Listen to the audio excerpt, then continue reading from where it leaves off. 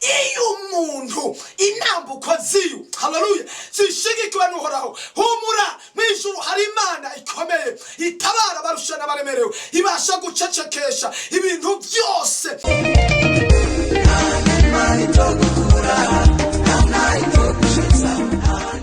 Turabahaye kaze mwebwe mwese abakunzi b'ikiganiro gusenga guhindura ibintu. Jewe ndakibashikiriza nkaba nitwa Pastor Nduwimana Joseph.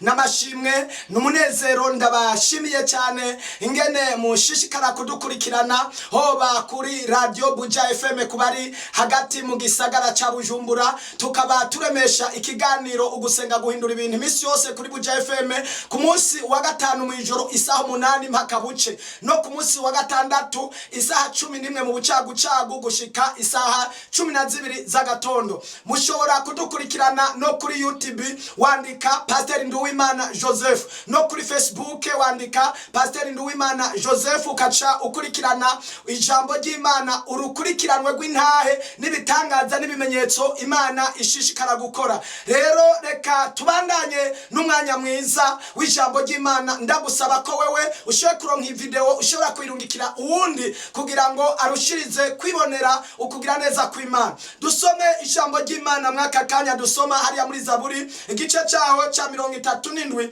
Reka dusome umurongo waho wa 23. Reka dusome mu izina rya Yesu. Iyi ntambuko z'umuntu zishigikiwe n'uhoraho, akazinezerererwa inzira yiwe, naho yotemba ntazoshika hasi gose, kuko uhoraho amuramira mu maboko yiwe. Imana nishimwe. Ryari rijambo nagomba ko dusangira nshuti mukundwa. Iryo jambo rirambariye ngo iyo intambuko z'umuntu zishigikiwe n'uhoraho, hari ibintu bibiri nakuyemwe aya majambo ngo naho yotemba ntazoshika hasi gose, henebera gose, naho yotemba. Imana idufashe. Mbere hepfo gato nasomye ijambo ry'Imana rivuga ngo uhoraho haleluya ngo azomuramira mu vyaga arimwo, mu magorwa arimwo. Iyi ntambuko z'umuntu zishigikiwe n'uhoraho, uwo muntu ngo Imana izomuramira, uwo muntu Imana izomusama, uwo muntu Imana izomutabara, uwo muntu Imana izomugobotora haleluya mu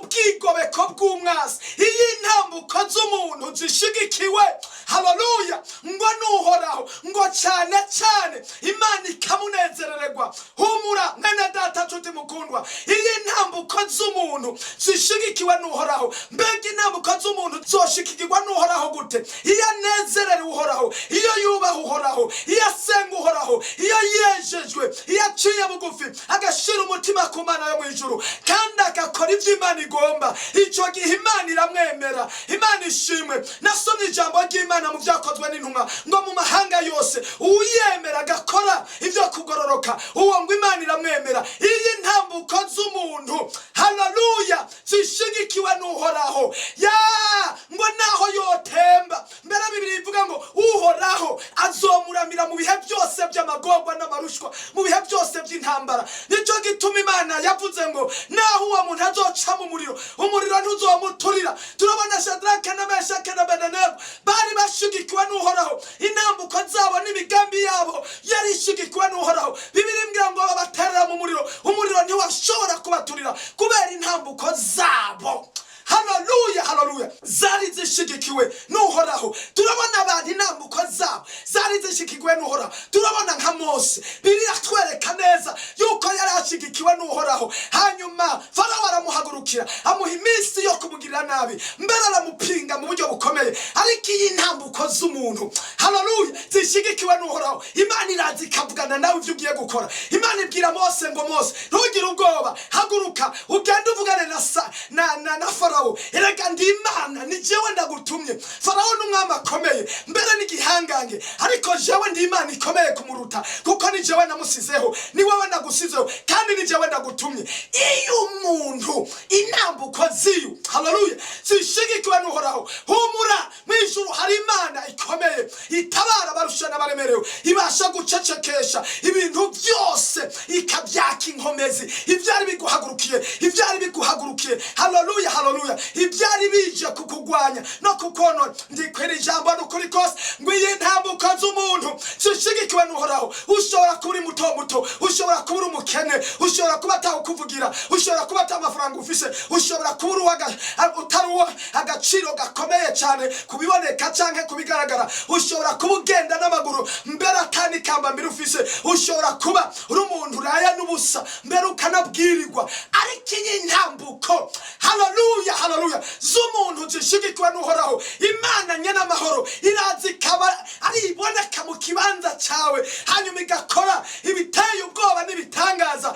ikakuvuganira Imana ishimwe haleluya iyi ntambuko z'umuntu zishigikiwe n'uhoraho ivyo kugwanya byose Imana ivyaka inkomezi kurikira intahe y'abantu intambuko zabo zagiye zishigikiwe n'uhoraho hama bakabona ubutabazi Imana iguha umugisha Imana ikugire neza iyi video ni wayibona yirungikira abandi kugira ngo bafashwe bamenye yuko ubushigikiwe n'intambuko ziwe zishigikiwe n'uhoraho yuko azoca mu muriro Imana ukamutabara Imana iguha umugisha Yesu ashimwe cyane Yenda shima Imana kubona Imana yagiye neza ikankoresha jewe kwa kabiri haraje umumama avuye mu rugo n'icyabuze afise umwana arwaye umutima hanyuma umwana yari yavyimbye wese hanyuma afise na kishe iriko umutima nyine kuvyiga havyimbye hanyuma yacaraza acarambwira ngo wega musengere ndavuga nti Imana nikora